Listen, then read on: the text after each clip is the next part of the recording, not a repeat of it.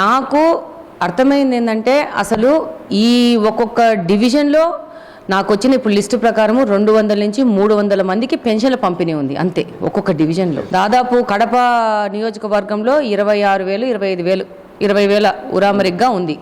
అసలు నాకు సంబంధించిన వాలంటీర్ల అవసరం కూడా లేదు. ఇది నా ఒపీనియన్, ఇది ప్రభుత్వం సంబంధించింది కాదు, ఏది కాదు, నా సొంత ఒపీనియన్ నేను చెప్తున్నాను.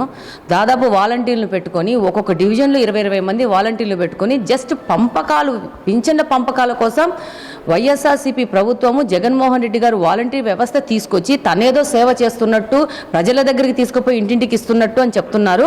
కానీ వాస్తవంగా ఒక డివిజన్లో 2 సచివాలయాలు ఉంటాయి. 2 సచివాలయాల్లో దాదాపు 10 నుంచి 15 మంది ఎంప్లాయీలు ఉంటారు.